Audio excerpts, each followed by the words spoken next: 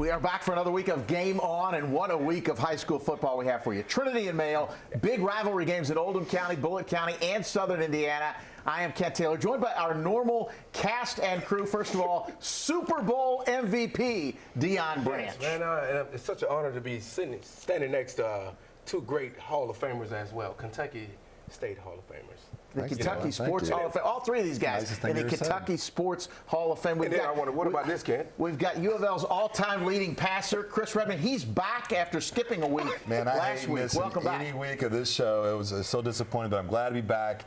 Got some awesome football to talk about, and looking forward to a great show, guys. I thought I was going to get to say something. Well, and we also have Coach Bob Redmond, who's Chris's dad. And I want to tell Deion, man, hey, I got to see a football game. Your Rocks? Yes, sir. Hey, listen, not bad. Played a good game. It was an outstanding football game. We're going to see it in just a minute. See it in a minute. Hey, well, let's get to the highlights. Our Spalding University Golden Eagles game of the week, and Coach gave us a little sneak peek. This was a pretty easy pick. Male trying to snap a 3-game losing streak to Trinity, and Coach Nick Shuddy had himself a pretty good night. Shuddy throws a great ball right here. Look at that. Vinny Anthony picks one, goes up high, picks it off. Rest of it is just sheer speed. Gives a little number one going in. Deion, I saw you do that one time. This is early and often, Coach. This is what happened. But I think Trinity will respond, though. You never know. Wycliffe here, Trinity's Cole Wycliffe gets a fumble recovery. Yes, they turned it over a couple times. They did 3 times and almost hurt it. Really could have cost them the ball game. Almost a touchdown here for Trinity. Austin Ball just about to pull that one in, but not quite.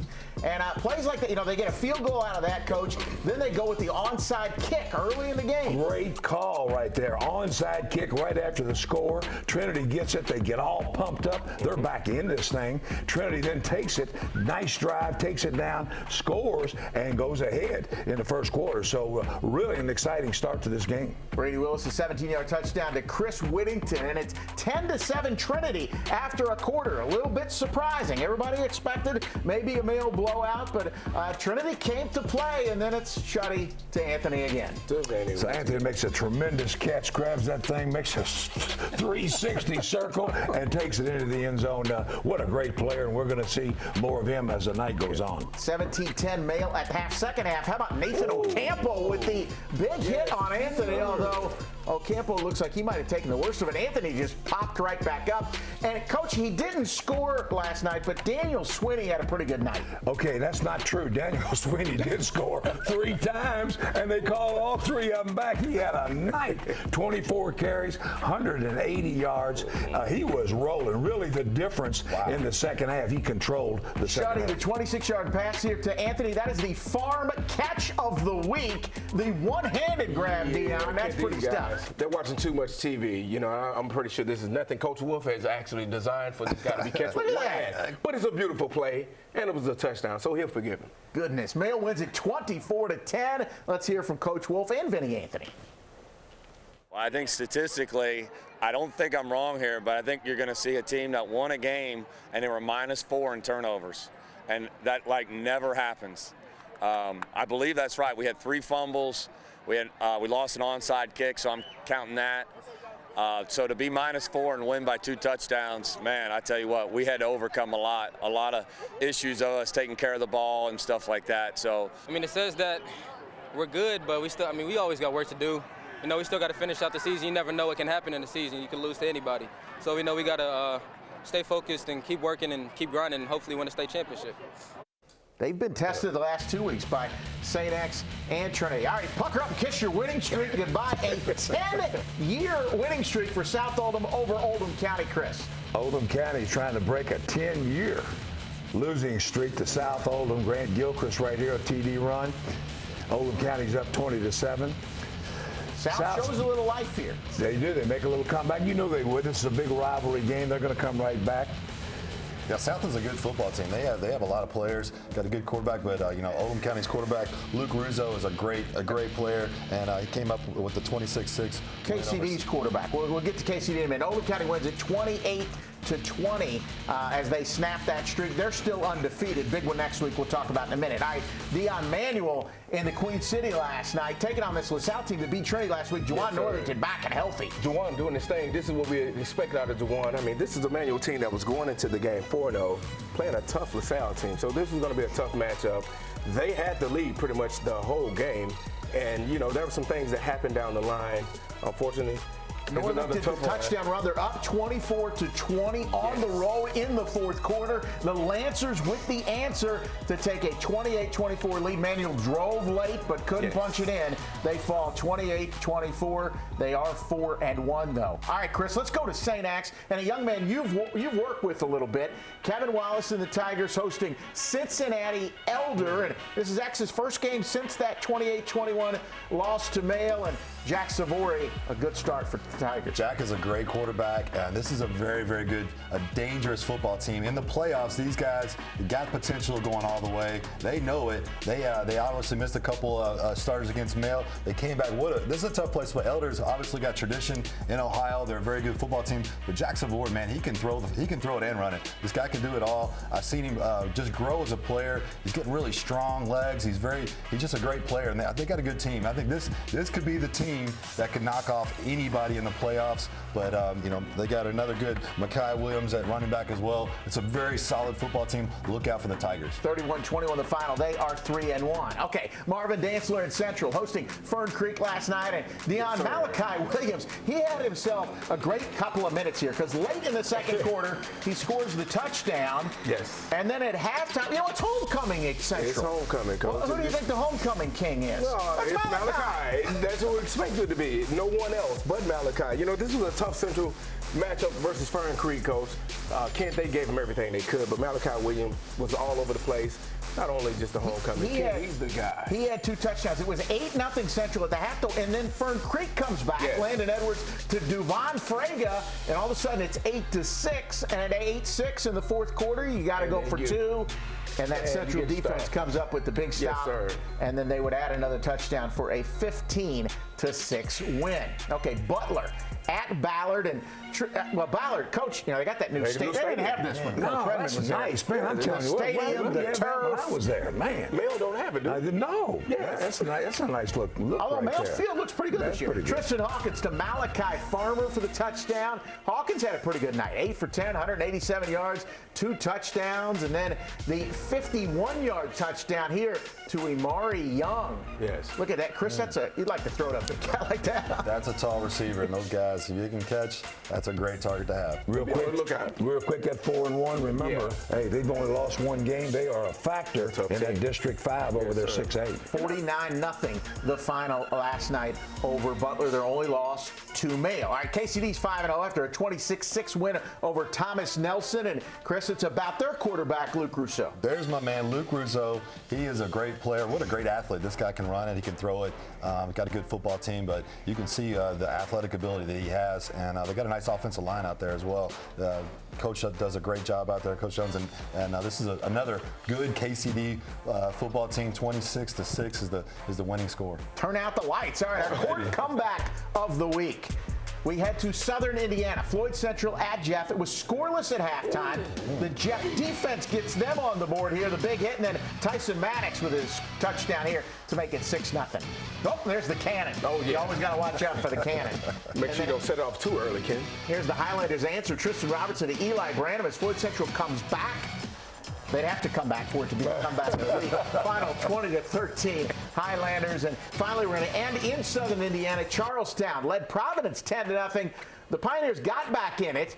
Craig Bratcher with a short touchdown run, but no comeback here. The Pirates, they've got some offensive firepower. They win it 37-21, the final. So, guys, we're coming out of it.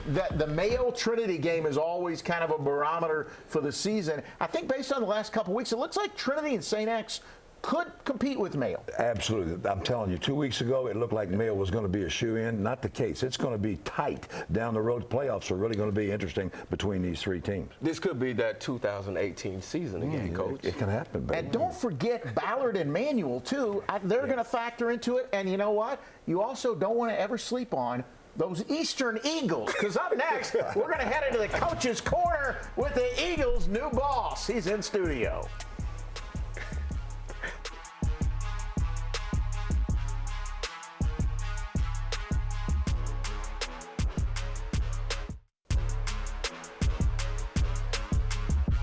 Welcome back to Game On. You know what gets our attention? When you have a guy rush for over 400 yards. They have re-energized the fan base at Eastern High School. Let's head into the coach's corner. Coach Red? And it goes like this, Kent. Fly, Eagles, fly. And, man, that's exactly what Coach Sean Yon is doing at Eastern High School. 0-6 last year. You get off to a 3-1 start. Great start, putting some big numbers up, quarterback, running back, having some big numbers. Really glad to have you on the show. Got to feel good about what you're doing at Eastern High School. Yeah, for sure. You know, to have that opportunity to come into a school like that, 4th or 5th largest school in the state, it's just been really exciting to get those kids excited about playing football and getting on the field and getting some wins. And I know your numbers have skyrocketed. They're really starting to go up. Tell people a little bit about what you're doing at Eastern. Really, it's getting in the hallways. You know, we talked about recruiting the hallways, recruiting the lunchroom, and being able to just walk and talk to kids. And every single kid that eats lunch, hey, you want to play football? And that's where it's really started. So we started with about 31, 32 guys. And I think we're up to about 70 right now. That's good stuff. I mean, you definitely have in the right direction. You work with Coach Dantzler at Central High School. Yes. Tell us a little bit about that story, a little bit about your coaching tree there. Yeah, so we moved from Seattle, Washington, had coached up there at a big school, and we moved down here. I was off football for a year. My wife was like, I think you need to go back and coach. And so I applied at a couple different schools, and luckily Ryan Bringhurst called me and said, hey, we're looking for a coach. And after I had applied, and so he got me in contact with Coach Dantzler, and the next day we met, and the rest is kind of history. You know, I guarantee that's been a good experience for you. He's a great guy. We've had him on the show several times, and he's a really good guy to work with. I'm sure you enjoyed being with him. Yeah, for sure. He's been a big, huge mentor to me. And you went to a school in Puyallup. There you go. You got it. Boom, I finally hit that right. In Seattle. Tell us a little bit about that high school. It has some significance, NFL significance. Yeah, so Puyallup is kind of we call it quarterback university down there. They were coached by a guy named Mike Heward and had 3 guys who went and played, and Damon, Brock, and Luke Heward. And Brock does the ABC, or I don't know what network he's with now, but he that school was kind of one of the big powerhouses of the state, and so that's where I kind of really got my foot in the ground. Well, you certainly have the credentials, and it's showing up at Eastern. You're getting it going. Listen, you've got a great quarterback. Any good program starts with a good quarterback. Eli Scott, I know he's doing a great job for you. Yeah, Eli's a great guy. I mean, when I came in there, I think he had been through a couple different coordinators, and you know, I brought in another guy, and he really kind of just adapted to that and understood what we were trying to do with the program, liked the offense that we were bringing in, and he was, I mean, couldn't ask for a better guy at quarterback. And Kent referred to it a while ago, you had a 400-yard rusher week 1. Pierce Humpage is just killing it. Yeah, another big guy, you know, 6'2 plus, 220, got a couple offers out there, but just a horse. Plays linebacker on defense as well, but that 4-16 game, I didn't realize it was that until I thought it was maybe 150, and then after the game, the guy had said, hey, this is what he got, and I was like, man, that's unbelievable. That's an incredible number, I'm telling you, and playing on both sides of the ball makes it even more impressive like that. You got a linebacker, Tyson Huffman, that you're really high on. Yeah, Tyson came from Trinity. He transferred in, and he, again, you know, stepped right in, didn't miss a beat, got into the weight room with us, and he's been a real huge spark plug for us. Well, listen, we really appreciate you coming in here, and I'm telling you, all of a sudden, that district, man, Trinity and Ballard and Eastern, it's alive and well. That's going to be interesting down the stretch. We wish you the best of luck. Keep those Eagles flying, man. I appreciate it. Thank Back you so to you, much. Kent. All right, thank you, coaches. Up next, our premier packaging player of the week, and you will not believe the numbers this young man put up on Friday night.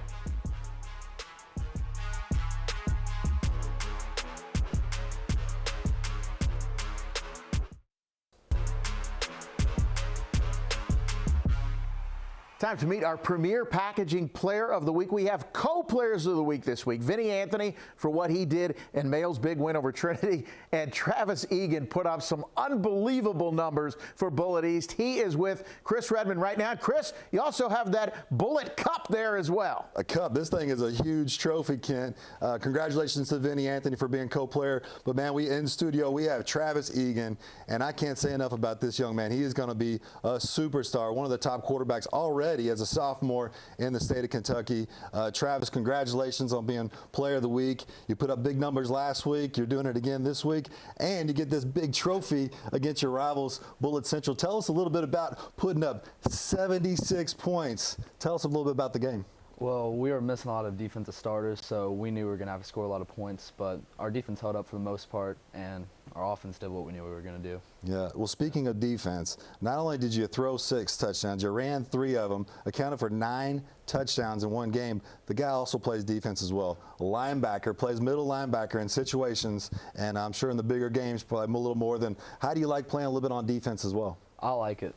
Yeah. I actually do. I feel like it's fun, more of a reaction. Yeah. Absolutely. Well, you're competitive. And let's look at some of these highlights. This guy is a human highlight reel, man. He's just all over the field. I'm really impressed with him moving in the pocket. Tell us a little bit about some of these receivers you got that are making some of these great plays, too. Right there, that's Cameron Brogan, probably the quickest person I know, get open anytime.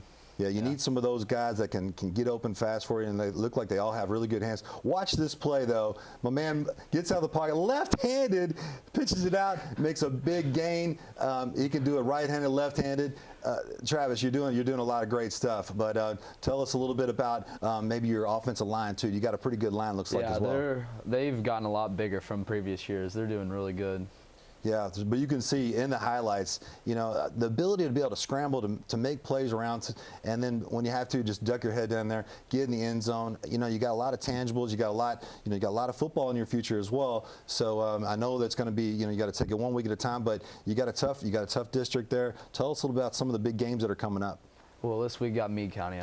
They're pretty good, but what we're looking forward to is districts. Fern Creek, that'd be a big win. First time beating them. Then on to Mel. Maybe striking something in them. Absolutely. Well, when you play big-time competition like that, you're going to get better, and I think the sky's the limit for you, man. Travis, I'm really excited to be able to watch you follow your career, and you got a long, big upside. Super excited. Even though your dad, you scored 76 points. The record is 86 by his dad a long time ago. He played in the black and white days, but you're going to probably break that record as well. Congratulations on being our Premier Package Player of the Week. Kent, back to you, man. Chris, thank you, Travis. That trophy is amazing. Up next, we're going to take a look at some of the big games coming up this week, and Dion's going to be excited because they're about to hand out that shillelagh again. We'll be right back with more Game On.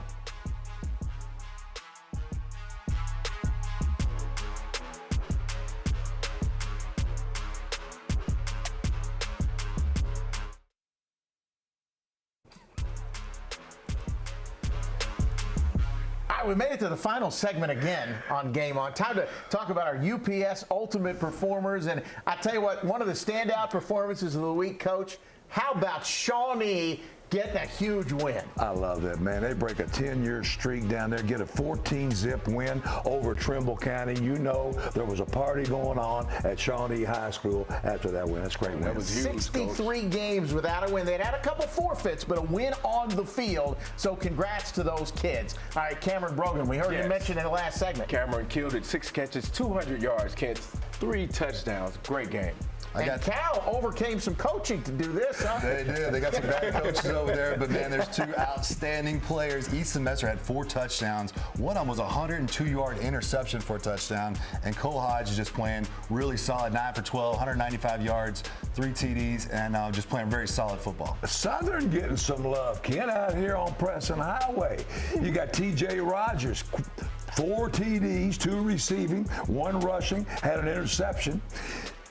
Unbelievable job for Southern. They're really on a roll out there. And Kerry Hodge, Southern's quarterback, 197 yards, 5 TDs, 3 passing, 2 running. Hey, I'm telling you what, they got it going on. Trojans are for real. Yes, we had Laz Vance in here last week, and it's not just Laz. Now it's Jamarian Smith, Kent. You know, Federer's running back, 12 carries, 134 yards, 4 TDs. What a great win. And, of course, we go back. Vinny, our co-players of the week, our co-premier packaging players of the week, Vinny Anthony, and the number numbers that Travis Egan put. I mean, those are Chris Redmond type high school numbers, aren't they, Coach? He was impressive. 9 I'm gonna tell you what, touchdowns. that's impressive tape.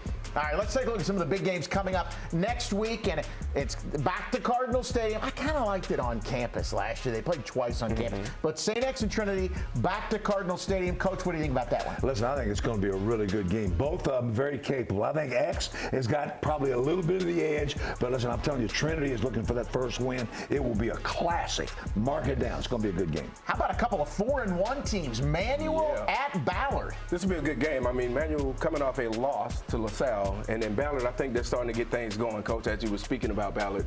Looking like they're looking forward to playing and probably playing real big in the playoffs. They got the tools, Dion. Yes, sir. 3-1 Mercer County at Cal. Chris, you know anything about that game? I do actually. Both these teams are playing for home field advantage. This is the game of the year for. It doesn't look like much. This is the game of the year for both these teams. Huge implications for down the road. Big game for both Cal and Mercer. It's going to be a tight one. Big win at Owensboro Catholic last night. Tell us about that one. Oh, man, outstanding right there. Oldham County really strong on defense. 5-0 start. They get knock off South Oldham, and they play Woodford County next time. It's going to be an outstanding game. Really got them going up in Oldham County. Yeah, a battle of unbeatens in that last one on the board. All right, guys, at this point in the season, what teams do you think have surprised you? Do you think were maybe, they might make a run come playoff time? For me, it's been Trinity.